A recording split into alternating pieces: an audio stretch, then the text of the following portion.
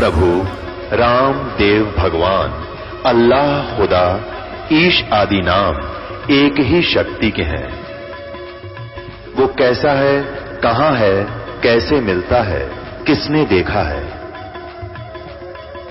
ये प्रश्नवाचक चिन्ह पूर्ण रूप से हटाने के लिए अवश्य सुनिए जगत गुरु तत्वदर्शी संत रामपाल जी महाराज के अमृत वचन, सर्व पवित्र धर्मों के पवित्र शास्त्रों के आधार पर। इस मालिक की शरण में आ जाएंगे, इस दास के माध्यम से उपदेश प्राप्त कर लेंगे, वो विशेष पुण्यकर्मी प्राणी। और अब भी जो रह जाएंगे वो मनुष्य जीवन पाकर भी अपना जीवन व्यर्थ करके जाएंगे। मानुष जन्म दुर्लभ है, ये मिले न बारंबार, जैसे तरवर से पत्ता टूट गिरे वो बहोर न लगता डारे। मानुष जन्म पाए कर जो नहीं रटे हरि नाम, जैसे कुआ जल बिना फिर बनवाया किस काम। अब मनुष्य जीवन पाकर जो सत साधना नहीं करते वो तो ऐसे हैं जैसे वेल विदाउट वाटर, यानी जल रहित कूप। कितना अच्छा सुंदर कुआं बना हो और उसमें जल है नहीं, तो नाम बेशक कुआं है पर उस गुण कुएं के को ना। ऐसे ही जो मनुष्य जीवन प्राप्त करके जो सत साधना नहीं कर रहे वह भले ही मनुष्य कहलाते हैं पर उनमें गुण मनुष्य के नहीं है। तो परमेश्वर कहते हैं समझा है तो सिर दर पाऊं और बहुर नहीं रे ऐसा दो। बोलो सतगुरुदेव ई जय। परम पिता परमात्मा पूर्ण ब्रह्म सारी सृष्टि के रचनार कुल मालिक कबीर देव कबीर साहब जी की असीम कृपा से आज हमें ये यथार्थ ज्ञान प्राप्त हुआ है। हमें ये मालूम हुआ हम कौन हैं, कहाँ से आए हैं, हम इस गंदे लोक में कैसे फंस गए हैं, अब हम यहाँ से कैसे छूट सकते हैं, हमारा मूल ठिकाना मूल स्थान कहाँ पर है। अब हमें ये भी पता चल रहा है कि हम कोई भी प्राणी चाहे कितना ही वृद्ध है, कितना ही रोगी है, कोढ़ी है, कितना ही मानसिक परेशान है, कितना ही उसको घाटा होता है, कोई भी व्यक्ति मृत्यु नहीं चाहता। और ये पता होते हुए कि मृत्यु डेफिनेट है और फिर भी हम बिल्कुल मरना नहीं चाहते, चाहे कितने वृद्ध हो जावा, कितना ही हम दुखी हो जाएं। और ये बात बिल्कुल जायज भी है भी, क्यों तो सारा जीवन हम लगे रहते हैं अपने परिवार पोषण के लिए, अपना एक रैन बसेरा बनाने के लिए, और वो पूरा नहीं हो पाता, इतने मृत्यु होने की बारी आ जाती है। यू क्या सांग हुआ, क्या व्यवस्था हुई।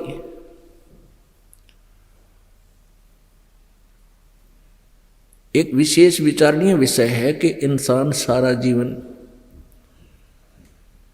अपने परिवार पोषण में एक मकान बनाने और तथा कुछ आधुनिक सुविधाएं प्राप्त करने में सारा जीवन लगा देता है। बच्चों की शादी विवाह करके न्यों सोचा है कि अब मुझे कुछ राहत मिलेगी,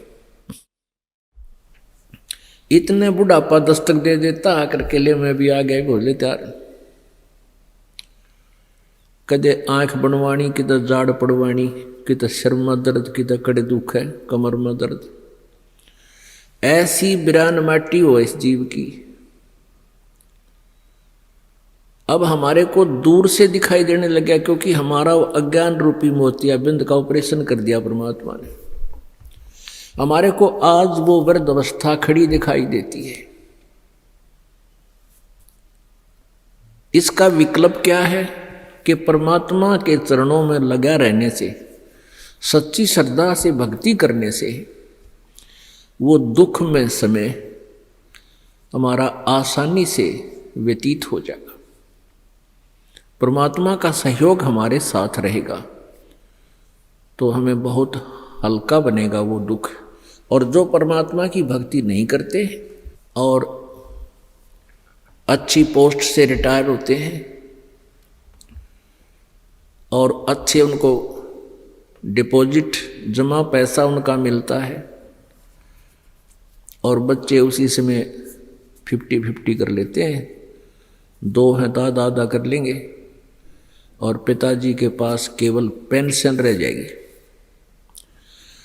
और फिर पेंशन के चक्कर में 31 तारीख ने पिताजी को पूछेंगे कब लाओगे पेंशन। एक भगत बता रहा था कि मेरा मित्र रिटायर हो रहा और बैंक के सामने मिल गया और साथ में उसकी पुत्रवधू, जितनी पेंशन मिल रही थी 5-4 हजार, वह सारी उस पुत्रवधू ने ले ली उसका सामने और उस बुढ़े ताई 10 रुपये दे दिए रिक्शा के, अगले दादा तू बैठ के घर न चाल, मैं बाजार में सामान ले आऊंगी। तो कहने लगी, मैंने पूछा भी आप किस लिए आई हो पेंशन लेने? तो बुढ़ा आया, वो कहने लगी इसने दिखता कोई ना, गिनने ना हो, मैं गेल ला के गिनवा लूँ। वह जाली जब उन्होंने कहा बुढ़ा रहा गिनने तुमने खूब आवे हैं, इसका न्यू सका दे बुढ़ा के मैं राख जा दो रहा 10 रुपये रिक्शा के दे रखे, बाकी सारे लेगी। कहने का भाव ये पुण्यात्माओं, एक अच्छी पोस्ट से रिटायर हुआ था एक बुढ़ा,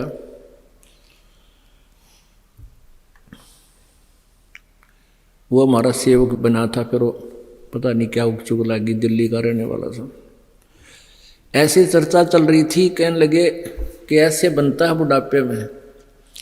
तो वो कहता है जब पैसे भी ले लें कोई बात नहीं, नाले टॉर्चर भी कर दें, यानी पैसे ले लें कोई बात नहीं, वो भी दुख निमट जा, नाले टॉर्चर भी कर दे, बोला टॉर्चर भी गेल करें।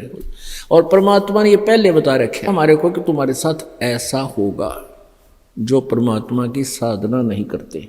परमात्मा कहते हैं भाई मतलब के बिना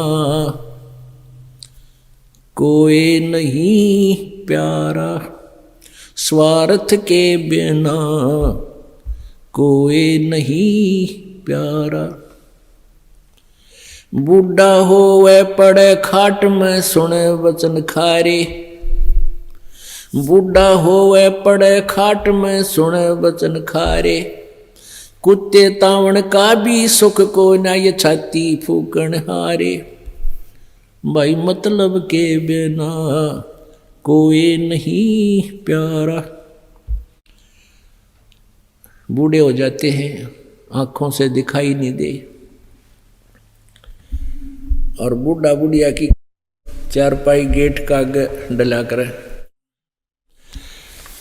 पुत्रवधू कह के जाएगी कि ध्यान रखना दूध को घी को कुत्ते बिल्ली ना खराब कर दें, मैं खेत में चारा लेने जा रही हूँ। अब वो बुढ़िया ने दिखे को नहीं, कुत्ता बड़ा शैतान होता है, आंख में चोनी करके रसोई में पाया करे।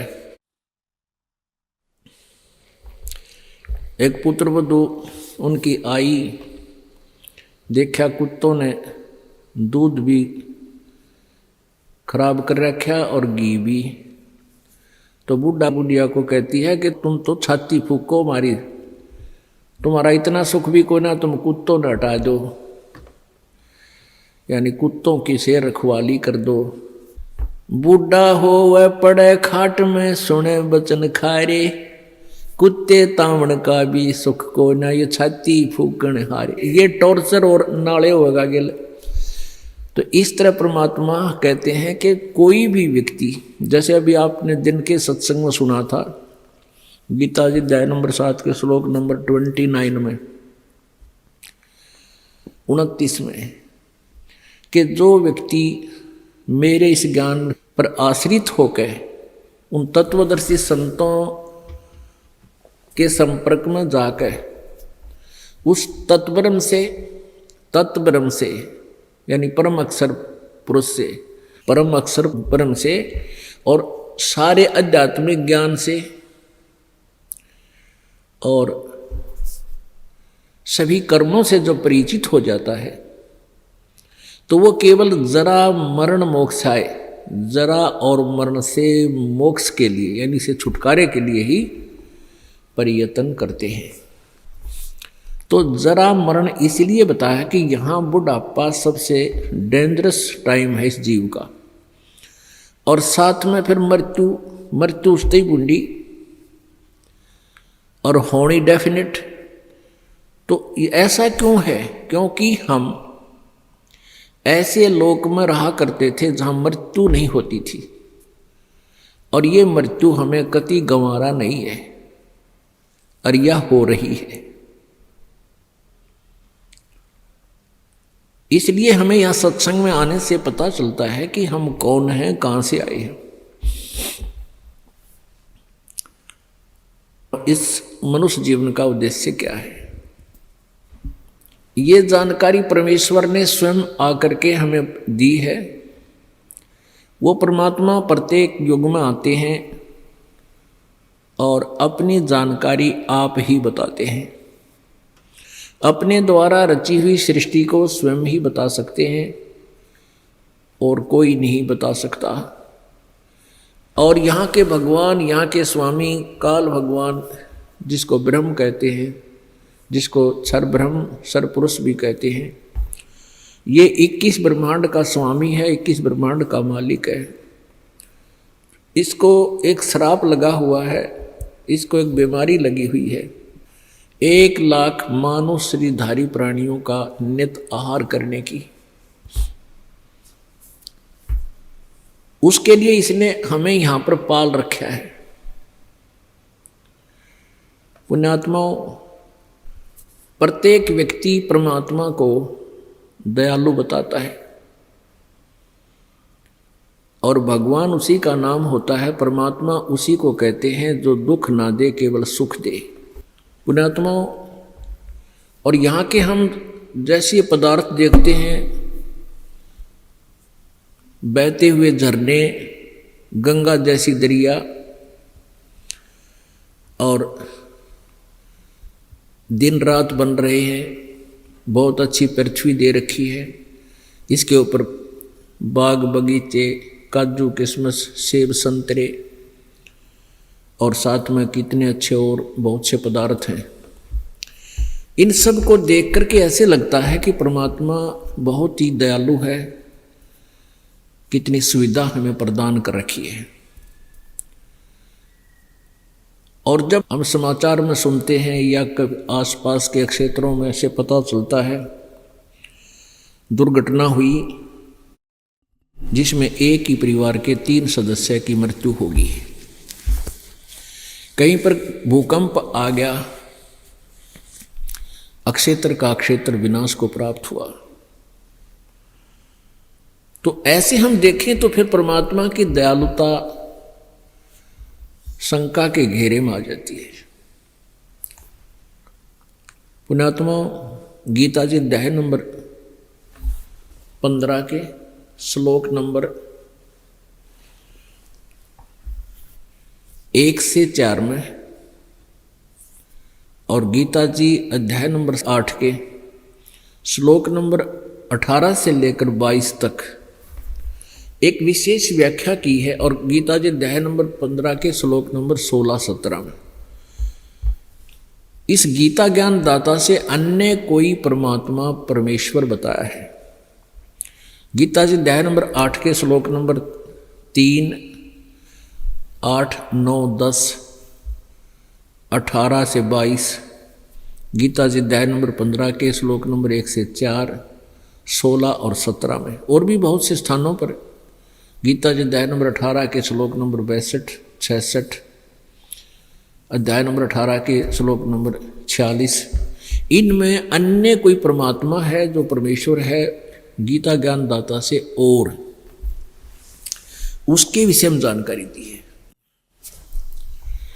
तो इन सब की जानकारी देते हुए गीता जी अध्याय नंबर 15 के श्लोक नंबर 16 और 17 में 3 परमात्माओं की व्याख्या की है। एक सरपुरुष, एक अक्षर पुरुष, और तीसरा परम अक्षर पुरुष, पुरुष कहो चाहे ब्रह्म कहो, प्रभु कहो, राम कहो, जो क्षर पुरुष है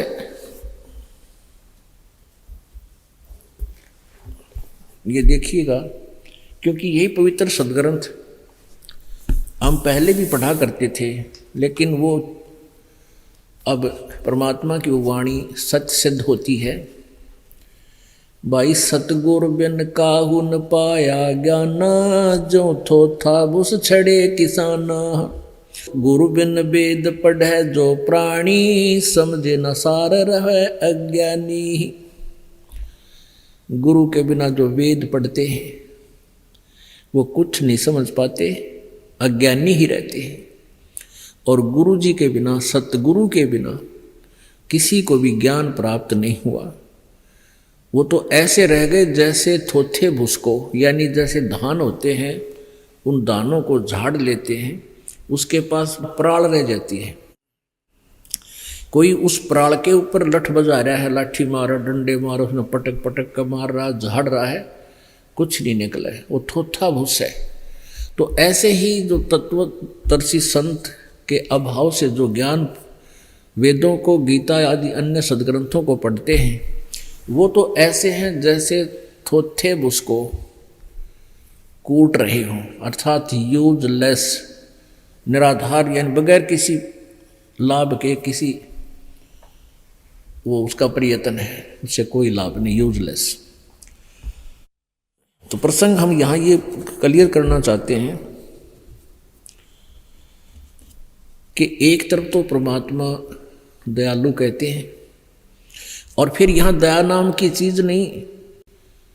माँ के पेट से नंगा आता है ये बच्चा,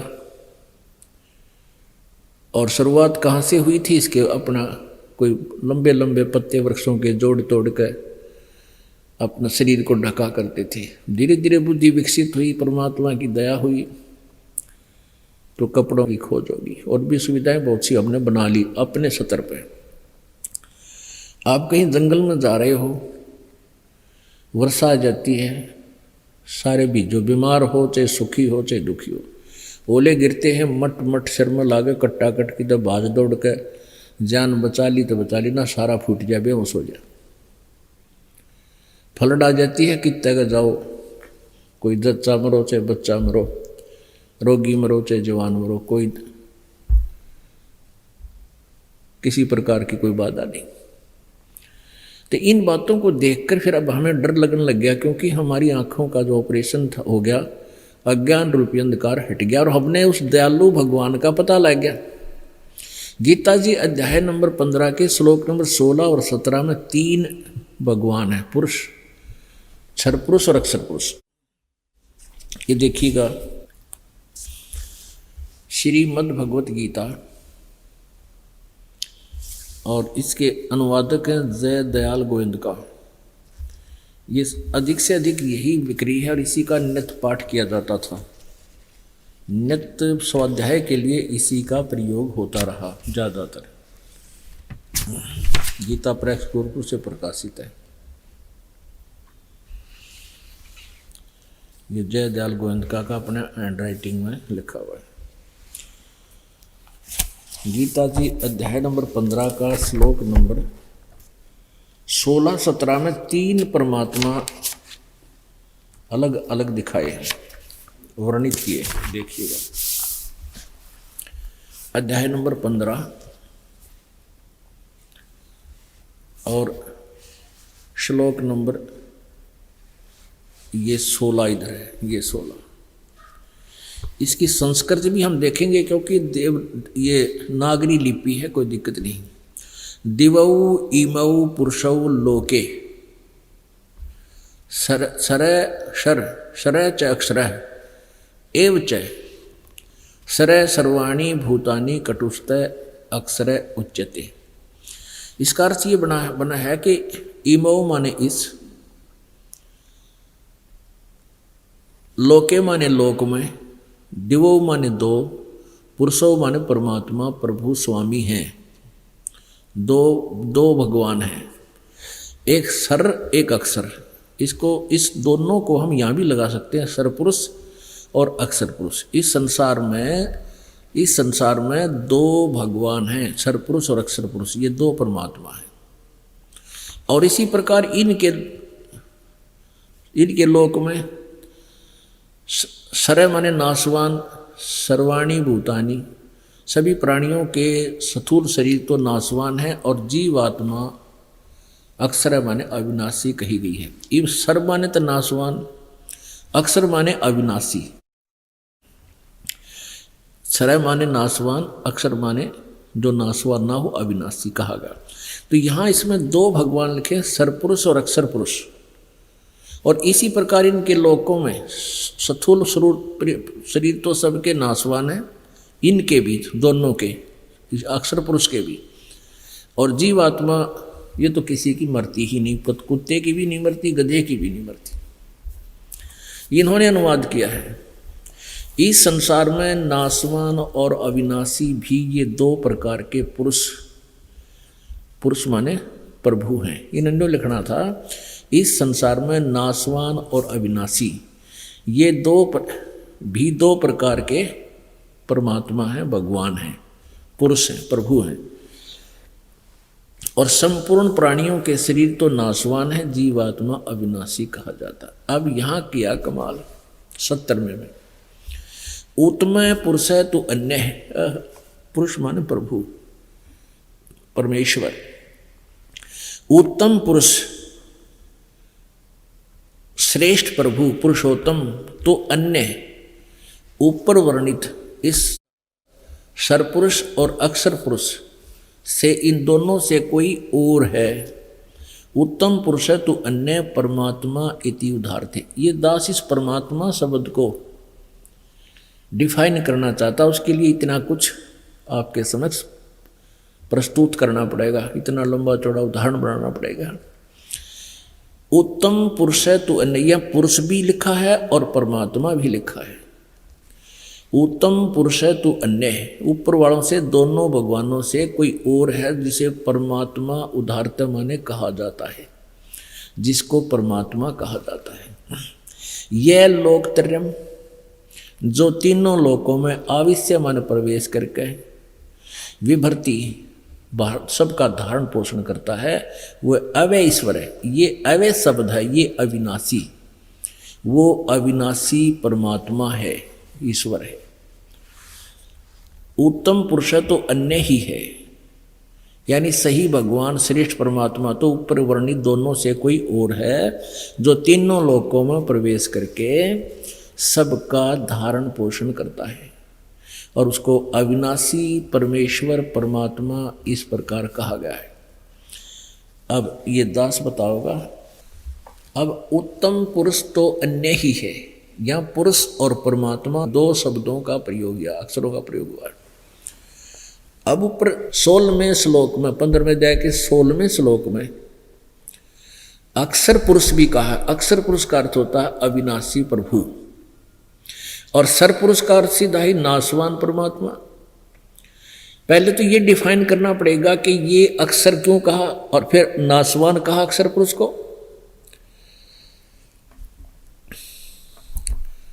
पुण्यात्मा, ये सर पुरुष जो है, सर पुरुष, ये 21 ब्रह्मांड का स्वामी है, इसको ब्रह्म कहते हैं, और इसका ओम नाम है, ओम मंत्र है।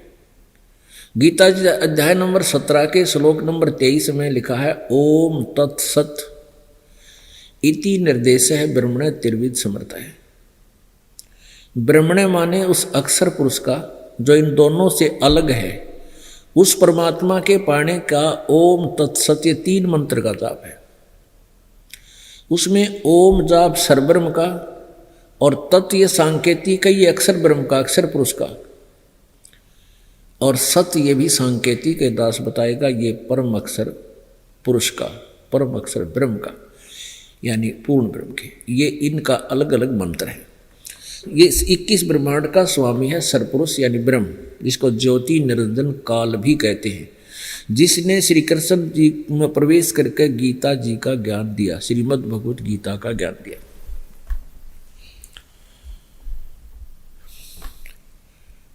और ये तो सीधा ही सरपुरुष है, ये तो नाशवान है,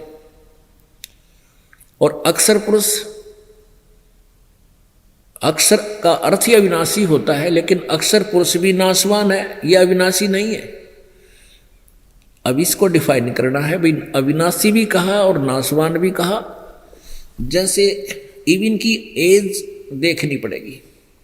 ब्रह्म के 3 पुत्र हैं इस काल के, ज्योति निरंजन के, श्री ब्रह्मा जी, श्री विष्णु जी, श्री शिव जी। रजगुण ब्रह्मा जी, सतगुण विष्णु जी, तमगुण शिव जी। ब्रह्मा जी की आयु 100 वर्ष की है। वो वर्ष कैसे बनते हैं? एक चतुर्युग, सतयुग, त्रेता, द्वापर, कलयुग, इन चारों का मिलाकर के 43,20,000 वर्ष का समय होता है। इसको एक चतुर्युगी कहते हैं, चतुर्युग कहते हैं। और ऐसे ऐसे 1008 चतुर्युग का ब्रह्मा जी का दिन, इतनी ही रात्रि। इसको लमसम 1000 युग का दिन, इतनी ही रात्रि मानकर चलते हैं। और 30 दिन रात का महीना, 12 महीने का 1 वर्ष, और 100 वर्ष की ब्रह्मा जी की आयु, 100 वर्ष की ब्रह्मा जी की आयु। इससे 7 गुना सतगुण विष्णु जी की 700 वर्ष, इस प्रकार बने हुए वर्षों की। और इससे 7 गुना 4900 वर्ष श्री शंकर भगवान सप्तम गुण की। और 70,000 बार जब तमगुण ये शंकर की मृत्यु हो जाएगी, तब एक युग होगा किसका? उस अक्षर पुरुष का एक युग। और 1000 युग का दिन, इसमें चतुर्युग नहीं है इसकी काउंटिंग में। ब्रह्मा जी की आयु में चतुर्युग है, और अक्षर पुरुष की आयु की कैलकुलेशन में चतुर्युग नहीं है, ओनली युग है। 1000 युग ऐसे बने हुए हैं। 1000 युग का दिन, इतनी ही रात्रि अक्षर पुरुष की। और 30 दिन रात का महीना, और 12 महीने का 1 वर्ष, ऐसे बने हुए 100 वर्ष की आयु है अक्षर पुरुष की। यानी फिर भी मृत्यु है। अपने आत्माओं, अभी पवित्र श्रीमद् भगवत गीता है, 8वें अध्याय के 13वें श्लोक में गीता ज्ञानदाता अपने मंत्र का, कि अपनी भक्ति और मंत्र के विषय में विशेष रूप से बताता है कि ओम इति एकाक्षरम ब्रह्म व्यवहारण माम अनुसमरण ये परियाति तजन देहम सयाति प्रभाव गति। मेरा एक ओम अक्षर है मुझ ब्रह्म का, माम ब्रह्म का, उच्चारण करके सिमरण करता हुआ जो प्राणी शरीर त्याग कर जाता है, वो ओम नाम के जाप से जो परम गति होती है, जो उपलब्धि होती है, उसको प्राप्त करता है। अब यहाँ एक साथ, क्योंकि आप जी परमात्मा की तरफ में बहुत घूम रहे हो, आप जी ने बहुत से संत भी मिले हैं, आपने बहुत से संतों का लिटरेचर भी पढ़ा है, आपको ये विशेष बताने की आवश्यकता नहीं, भगवान भज लो काम आओगा। आपको ये प्रमाणित करना अति आवश्यक है कि परमात्मा कौन है, कैसा है और कैसे मिलेगा, उसका डिफाइन करना आपके सामने अति आवश्यक है, विद प्रूफ। तब भक्ति तो आप पर कर लोगे जब ये पता लगेगा, सत्संग रहकर सत्संग भी सुनाएंगे। तो अब ये डिफाइन करना चाहते कि हमारे सदग्रंथ हमें क्या अनमोल खजाना दे रहे थे, और ये ज्ञानी अनाड़ी संतों ऋषियों ब्राह्मणों ने, गुरुओं ने, नकलियों ने हमारे को उल्टा पाठ पढ़ा रखा था। कह भी नहीं बता रखा भक्ति का, ABC भी नहीं बता रखी। और वही सदग्रंथ जिनको हम सर्वधार्य मानते थे, तो कितना निर्मल ज्ञान दे रहे। गीता जी अध्याय नंबर 8 के श्लोक नंबर 1 में अर्जुन ने पूछा, सुबह भी बताया था कि वो तत्ब्रह्म कौन है, जिसके बारे में आपने 7वें अध्याय के 29वें श्लोक में श्रीमद् भगवत गीता में बताया है। उसका उत्तर 8वें अध्याय के 3रे श्लोक में दिया है गीता ज्ञानदाता ने, कि परम अक्षर ब्रह्म है। एक तो अक्षर ब्रह्म को, चाहे अक्षर पुरुष, एक परम अक्षर ब्रह्म, यानी अक्षर पुरुष से भी श्रेष्ठ और परम है। और गीता जी अध्याय नंबर 5 और 7 में तो अपनी सतिथि बताता है, मेरी भक्ति कर मुझे प्राप्त होगा। और 8, 9, 10 में परम अक्षर ब्रह्म के विषय बताता है, उसकी भक्ति जो करता है उस तत्वदर्शी संत से वो 3 मंत्र का नाम जाप लेके वो उसको प्राप्त होता है। फिर गीता जी अध्याय नंबर 8 के श्लोक नंबर 16 में कहा है कि ब्रह्मलोक पर्यंत ये सभी ब्रह्मलोक यानी ओम नाम के जाप से ब्रह्मलोक प्राप्ति होती है। ब्रह्म का जाप है और ब्रह्मलोक में चला जाता है, जिसको महास्वर्ग भी बोला जाता है। और वहां जाने के बाद भी फिर प्राणी को वापस जन्म मृत्यु में आना पड़ता है। गीता जी ज्ञानदाता ये ब्रह्म स्वयं कह रहा है गीता जी अध्याय नंबर 4 के श्लोक नंबर 5 और 9 में, अर्जुन तेरे और मेरे बहुत से जन्म हो चुके हैं, तू नहीं जानता मैं जानता हूं, और मेरे जन्म और कर्म अलौकिक है।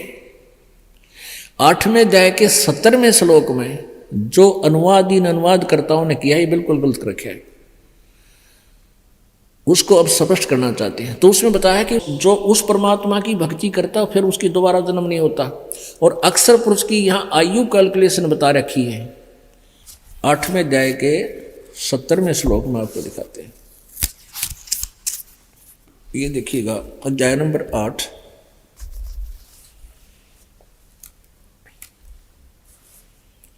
श्लोक नंबर 16 में कहा है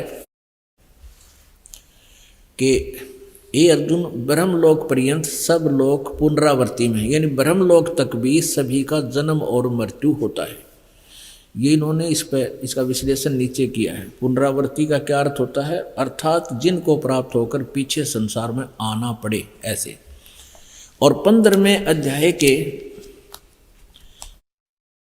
4थे श्लोक में कहा है कि तत्वदर्शी संत के मिलने के पश्चात उस परम पद परमेश्वर की खोज करनी चाहिए। ये देखिएगा अध्याय नंबर 15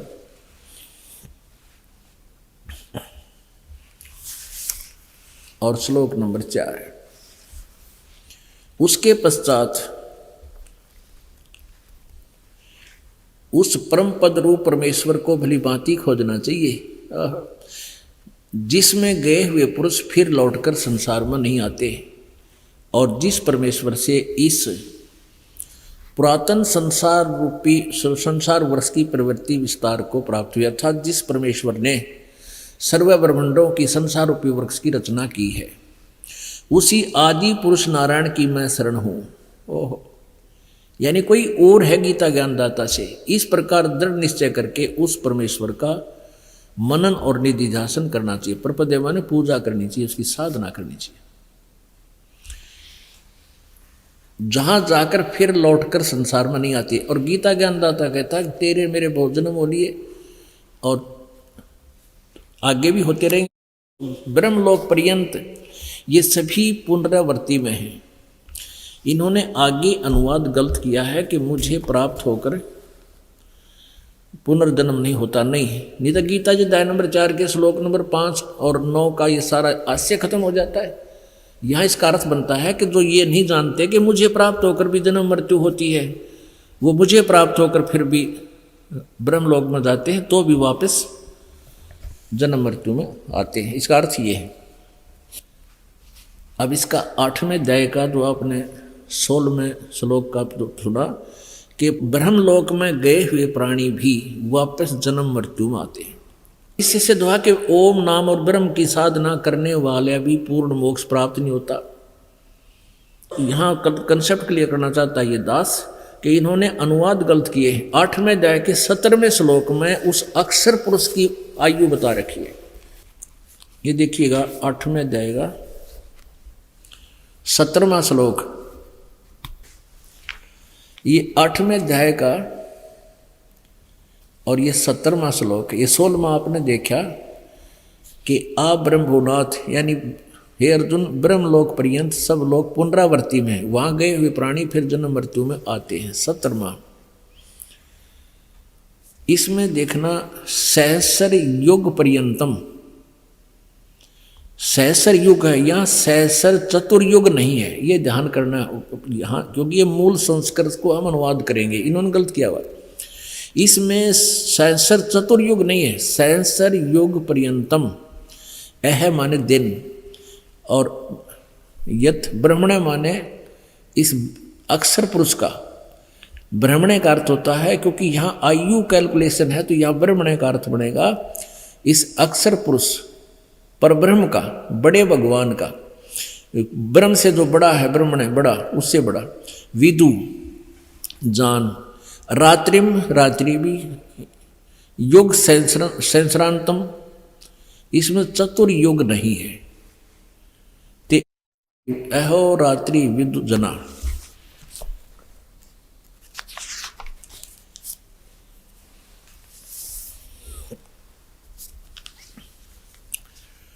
ब्रह्मा, इन्होंने ब्रह्मण का अर्थ दिया ब्रह्मा नहीं, ये परब्रह्म लिखना चाहिए। परब्रह्म यानी उस ब्रह्म से नेक्स्ट प्रभु या अक्षर पुरुष का जो एक दिन है उसको इन्होंने अनुवाद गलत किया है। 1000 चतुर्युगी तक की अवधि वाला, यहाँ पर सेंसर युग पर्यंतम, नोट चतुर्युग, इसमें चतुर्युग नहीं है। तो यहां गलती कर दी इन्होंने ब्रह्मा बना दिया ब्रह्मण का, परब्रह्म को। अब जिसने ज्ञान ही नहीं है तो वो ऐसे गुड़ गोबर कर देता है, सदग्रंथों का भी जो आशय बदल देता है उसका अपने नालायक बुद्धि के कारण। ब्रह्मा का, यह ब्रह्मा नहीं, ये परब्रह्म कहो, अक्षर पुरुष का जो एक दिन है वो 1000 युग का है, नोट चतुर्युग, चतुर्युग नहीं है। और इतनी ही रात्रि जानो। और जो पुरुष इसको तत्व से जानते हैं वह योगी जन काल के तत्वों को जानने वाले, यानी वो तत्वदर्शी संत ही बता सकते हैं इन कोड वर्डों को। अब आजिए फिर अपने वहीं आते हैं। गीता जी अध्याय नंबर 4 के श्लोक नंबर 5 और 9 में कहा है, अर्जुन तेरे और मेरे बहुत जन्म हो चुके, तू नहीं जानता, मैं जानता हूं। मेरे जन्म और कर्म अलौकिक है। कैसे? जैसे भी आपको बताया था कि एक ब्रह्मा जी की आयु कैसे बनी थी, 1000 चतुर्युग का दिन, उतनी ही रात्रि, 30 दिन रात का महीना और 12 महीने का 1 वर्ष, 100 वर्ष की आयु। उससे 7 गुना विष्णु की, विष्णु जी से 7 गुना शंकर जी की मृत्यु होगी इतने समय के उपरांत। ऐसे ऐसे 70,000 बार जब शंकर जी की मृत्यु हो लेगी तब एक काल की मृत्यु होगी, इस ब्रह्म की मृत्यु होगी जो गीता ज्ञान दे रहा है। इसके बाद क्या होता है, एक ब्रह्मांड का विनाश हो जाएगा। ये सभी प्राणी और ये काल और दुर्गा सभी मृत्यु को प्राप्त होकर उस परमेश्वर की कृपा से ये सभी प्राणी दूसरे लोक में चले जाएंगे, ब्रह्मांड में। वहां जाते ही परमात्मा का वर है इन दोनों को, दुर्गा और इस काल को, इनके एकदम वहां जाते ही युवा शरीर बन जाएंगे और ये दोनों युवा होंगे। फिर उसके बाद ये नए सिरे से अपनी सृष्टि, ब्रह्मा विष्णु महेश की उत्पत्ति आदि फिर ये करेंगे। कुछ दुर्गा वचन से कर देती है, कुछ ऐसे सृष्टि क्रम से करते हैं। तो वो जो ये काल मरेगा, एक ब्रह्मांड का विनाश होगा, वो एक युग होगा। किसका? इस अक्षर पुरुष का। इसलिए यहां चतुर्युग नहीं लिखा है 8वें अध्याय के 17वें श्लोक में श्रीमद् भगवत गीता जी में, ओनली युग कहा है। 1000 युग का दिन और उतनी ही रात्रि होगी, ऐसे बना हुआ युग। एक काल की मृत्यु एक युग होगा और ऐसे 1000 युग का दिन, इतनी रात्रि, 30 दिन रात का महीना, 12 महीने का 1 वर्ष और ऐसे 100 वर्ष की आयु होगी। किसकी? अक्षर पुरुष की। इस प्रकार इसको भी अविनाशी कहा, लेकिन ये भी वास्तव में अविनाशी नहीं है।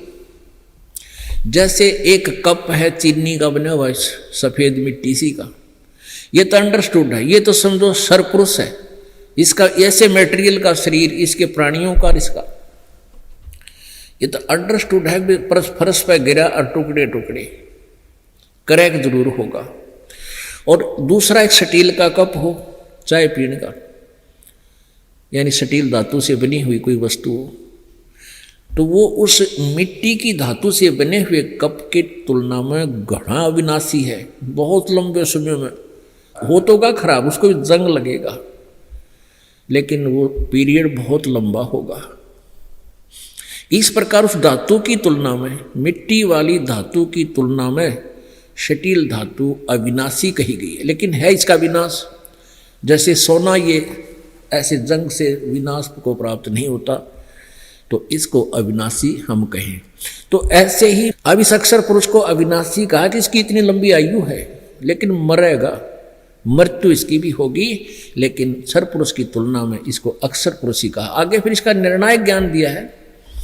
गीता जी अध्याय नंबर 15 के श्लोक नंबर 17 में स्पष्ट कहा है कि उत्तम पुरुष है तू अन्य है। उत्तम पुरुष तो कोई और ही है, श्रेष्ठ प्रभु तो कोई इन दोनों से कोई अन्य है। और परमात्मा इति उदारते, जो परमात्मा कहा जाता है।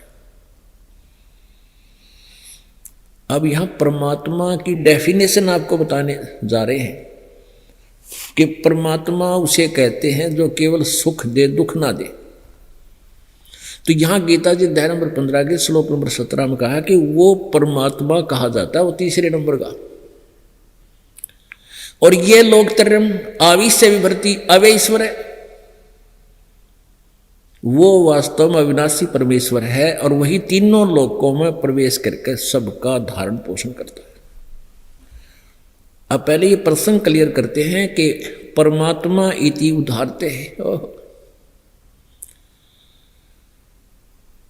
जैसे हम अभी आपको बताया था कि इस पृथ्वी के ऊपर हम सुविधाएं देखते हैं तो अद्वितीय लगती हैं। जमीन के अंदर कितना मीठा जल, गर्मियों में ठंडा, सर्दियों में गर्म, फलदार वृक्ष, काजू किस्म, सेब, संतरे और ऐसे पदार्थ हैं, लाडू, जलेबी, बर्फी, बालूशाही के में बना के खा ले।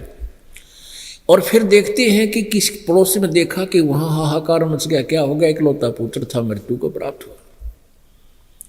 फिर समाचार पत्रों में सुनते हैं कि एक परिवार के 3 सदस्य मर गए, एक शेष बच गया, छोटा सा बालक एक्सीडेंट में। तो फिर भगवान ने जो सुविधाएं दी थी उनका यूज क्या हुआ, हमें फिर वो दयालु कहाँ रहा प्रभु।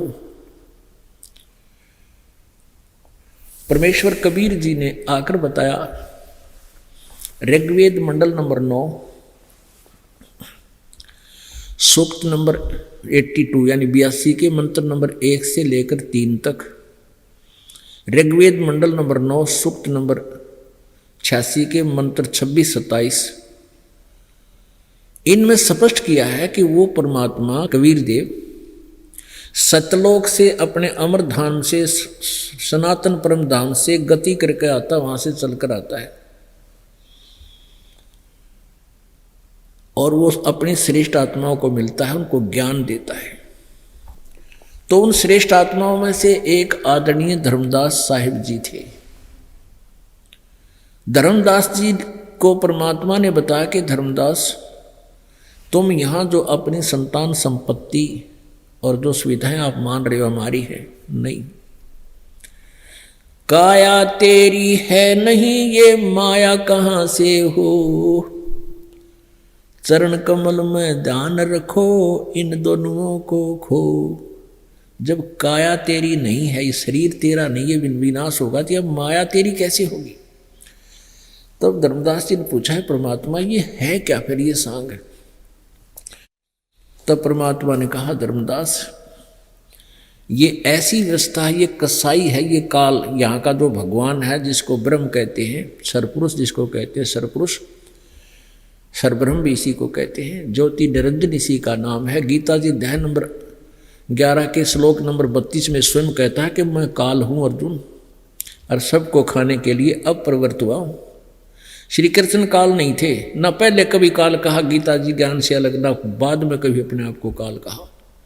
वो काल बोल रहा था भूत की तरफ, उसमें प्रवेश करके प्रेतवत मैं काल हूँ, और ये देख मेरा ये रूप है, 1000 भुजा, 1000 पैर, 1000 फंड दिखाई दिया, कलजा पाट दिया इसे योद्धा का।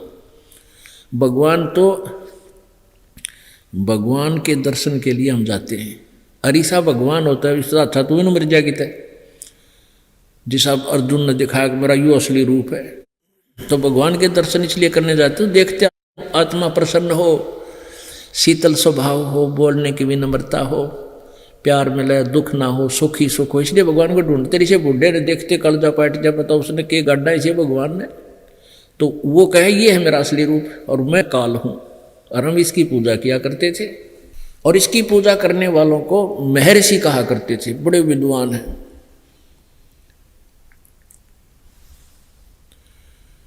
तो परमात्मा ने बताया काल है भाई। ये पहला तो शुरुमती सा दिखा जनो भगवान पड़ा है, और जब इसका असली चेहरा सामने आता है, इसके करतूत देखा तो काल है। जैसे कसाई बकरे पालता है, उनके लिए सब सुविधाएं करता है, चरागाह बनाता है, और उसके चारों तरफ हिंसक पशुओं से रक्षा के लिए उनके लिए एक डिफेंस तैयार करता है, ऊपर छाया बनाता है, शेड बनाता है उनके लिए, पानी का तालाब बनाता है, उनको पानी पिला कर लाता है, चराता है, उनके ऊपर का हाथ उठ फेरे, उन्हें लाड। तो वो देखता है जब कसाई आता है पशुओं के अंदर अपने, और वो देखता है ऐसे हाथ ला करके, वो तो नहीं देखे यू कै किलो का हो गया, कितना मांस बना इसमें, और वो बूढ़ी आत्मा ने समझ बकरे और बकरियां कि हमारा कितना दयालु स्वामी है, हमारी कितनी केयर टेक करता है, कितनी सुविधा का ध्यान रखता है, ये हमारा प्यारा है। उनको प्यारा समझकर उसको चाटते हैं, उसके ऊपर पैर फैलाते हैं, सीने से लगाना चाहते हैं, और वो इन्हों देखे ये कितने किलो का हो गया, कितने का बिकेगा। उधर तो सुविधा देता है जब तो वो अच्छा लगे, और फिर जब आ जा 2-4 बकरों की डिमांड, वो न देखता किसका बेटा जाएगा, किसकी माँ जाएगी, किसकी बुआ कटेगी, वो तो लाठी लेकर आँख ले नारी काट देता मोटे मोटे छांट के। तो ऐसी व्यवस्था इस काल के लोक में हमारी है। श्री विष्णु पुराण में स्पष्ट किया है, क्योंकि ये पुराण जो है, श्री विष्णु पुराण जब शुरू होती है, इसमें ये काल भी विष्णु रूप धारण कर लेता है, ये ब्रह्मा का भी रूप धारण कर लेता है, शिव जी का भी रूप धारण कर लेता है। और साधक जन जो साधना करते हैं ओम नाम के जाप से, किसी को विष्णु रूप में दर्शन दे देता है, किसी को ब्रह्मा रूप में, किसी को शिव रूप में। वो असमंजस में पड़े रह जाते हैं कि ये ब्रह्मा विष्णु महेश, ये रजगुण तमगुण सतगुण, यही है ये भगवान ओम नाम के जाप से जो हमें दिखाई देता है। ऐसे ये न अभी तक सारी बात बिगाड़ रखी थी। तो अब ये क्या कहते हैं, जैसे विष्णु पुराण स्टार्ट होती है, ये उस काल के बारे में जानकारी दे रहा है, ये स्पष्ट करता है। देखिएगा श्री विष्णु पुराण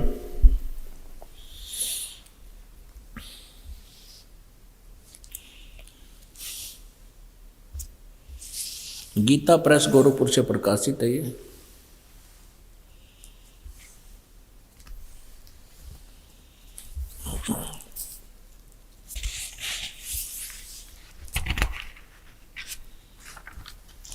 इसके अनुवादक हैं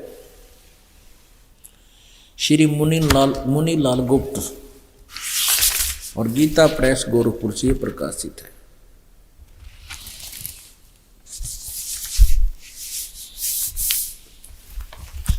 अध्याय नंबर 2 के ये प्रश्न नंबर 4 पर श्री विष्णु पुराण अध्याय नंबर 2, यहां देखिएगा।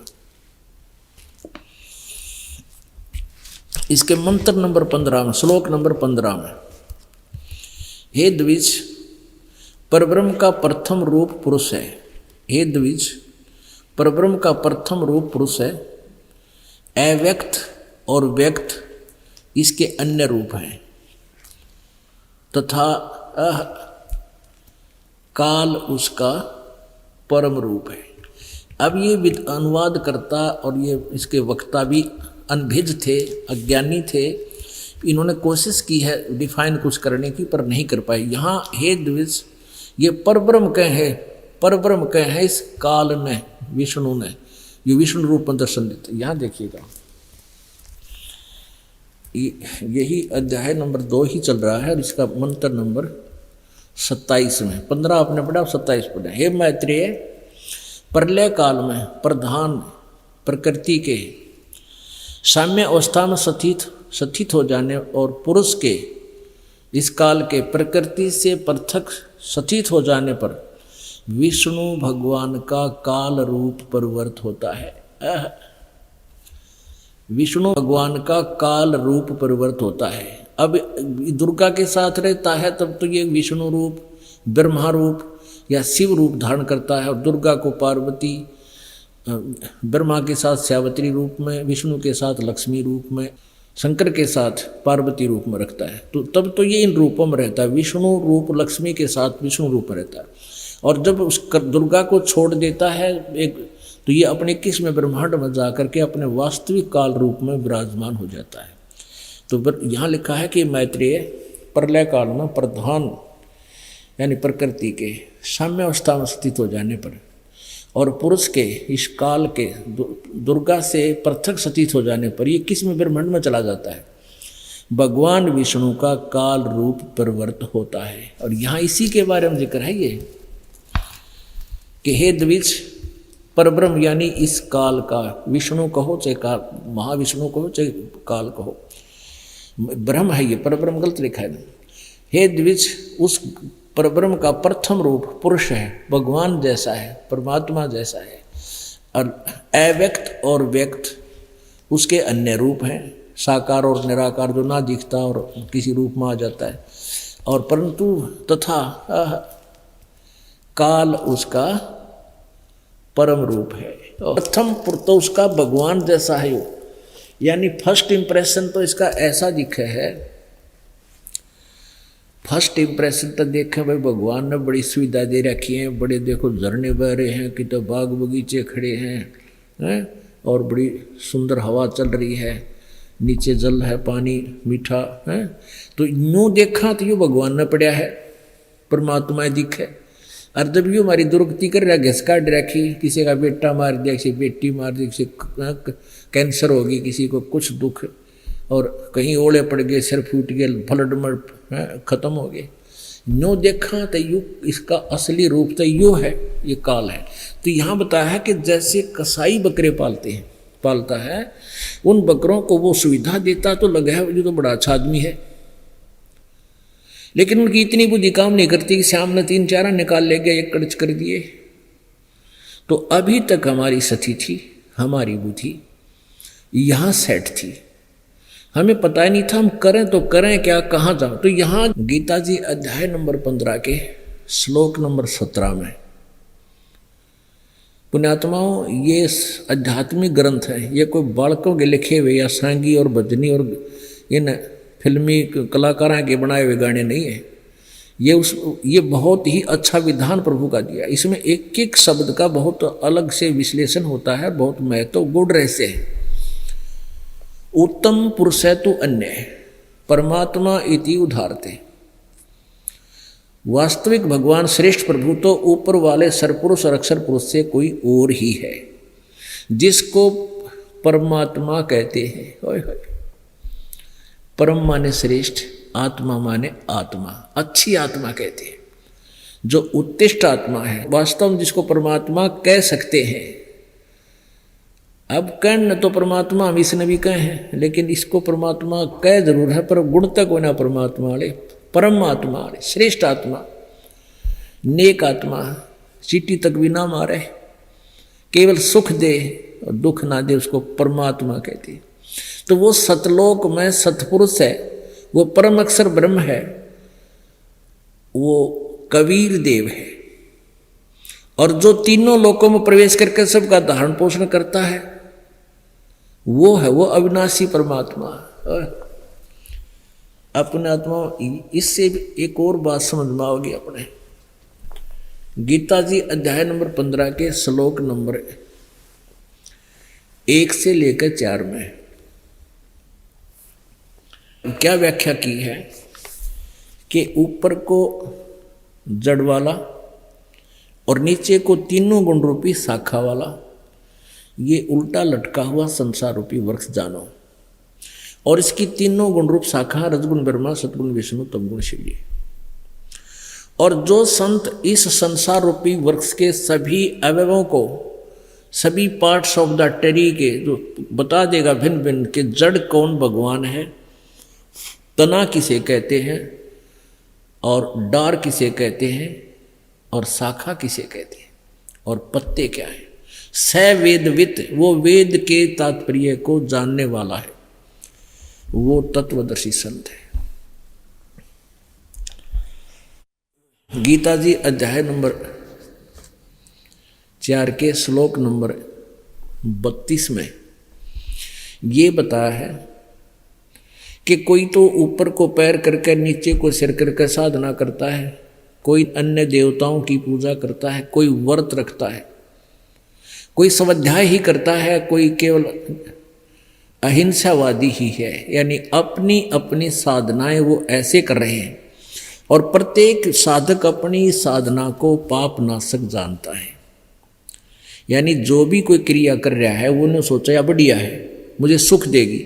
अगर उसको ये पता हो ये सुख नहीं दे, ये पाप नाशक नहीं है, अच्छी नहीं है, तो तुरंत त्याग दे वो। तो वो अपनी अपनी साधनाओं को वो अपनी अच्छी मान कर रहे हैं। लेकिन इस प्रकार की विस्तृत जानकारी चौथे अध्याय के 32वें श्लोक में गीता जी में कहा है कि इस तरह की विस्तृत जानकारी उस सच्चिदानंद घन ब्रह्म की वाणी में, ओह, सच्चिदानंद घन ब्रह्म की वाणी में विस्तार से कही गई है। सच्चिदानंद घन ब्रह्म, मुखे शब्द लिखा है ब्रह्मण मुखे। ब्रह्मण मुखे का अर्थ होता है उस सच्चिदानंद घन ब्रह्म के मुखारविंद से, उसके अपने मुख से बोली गई वाणी में वो विस्तार से कही गई है। और उस ज्ञान को, वो तत्व ज्ञान है। गीता जी अध्याय नंबर 4 के श्लोक नंबर फिर 34 में कहा कि उस सच्चिदानंद घन ब्रह्म की वाणी में जो तत्व ज्ञान दिया है, उस तत्व ज्ञान को तू तत्वदर्शी संतों के पास जाकर समझ और उनको दंडवत प्रणाम करने से, कपट छोड़कर नम्रतापूर्वक प्रश्न करने से वो तत्वदर्शी संत तुझे उस परमात्म तत्व के बारे में जानकारी देंगे। फिर जैसे वो बतावें ऐसे कर।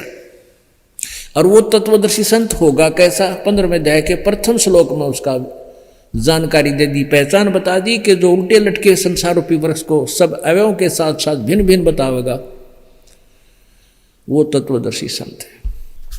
पुण्यात्माओं, ये एक ऐसा विद्यालय है, एक ऐसी यूनिवर्सिटी है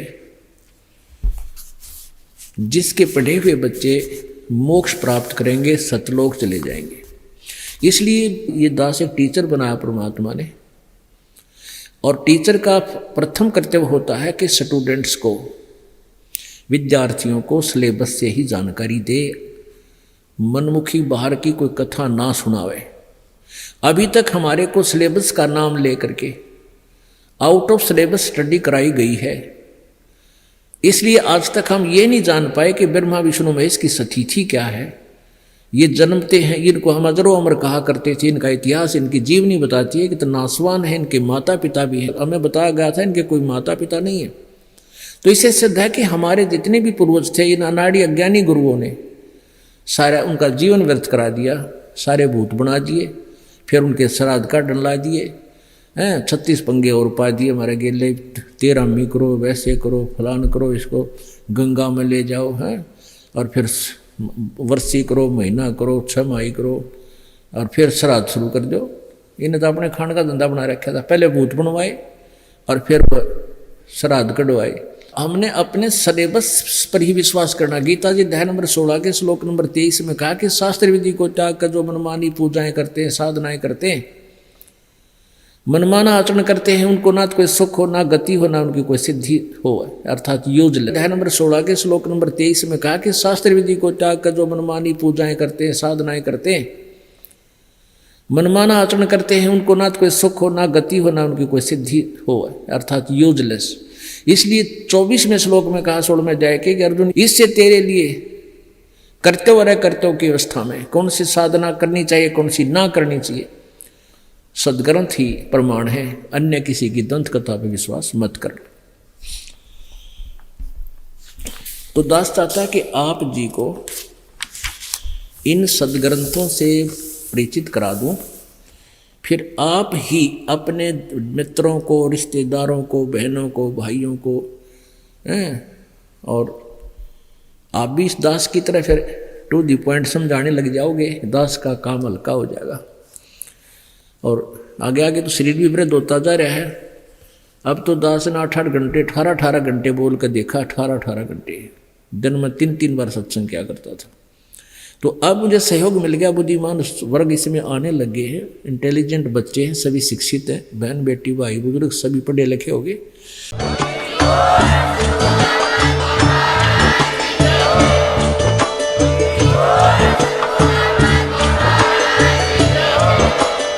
आप सुन रहे थे जगत गुरु तत्वदर्शी संत रामपाल जी महाराज जी के मंगल प्रवचन। अधिक जानकारी के लिए विजिट कीजिए हमारी वेबसाइट www.jagatgururampalji.org। संत रामपाल जी महाराज जी के शुभ आशीर्वाद से पूरे विश्व भर में 500 से भी ज्यादा नाम दीक्षा केंद्र हैं, जिन पर संत रामपाल जी महाराज जी द्वारा ऑनलाइन निशुल्क नाम दीक्षा दी जा रही है। अपने नजदीकी नाम दीक्षा केंद्र का पता करने के लिए संपर्क करें 8222880541।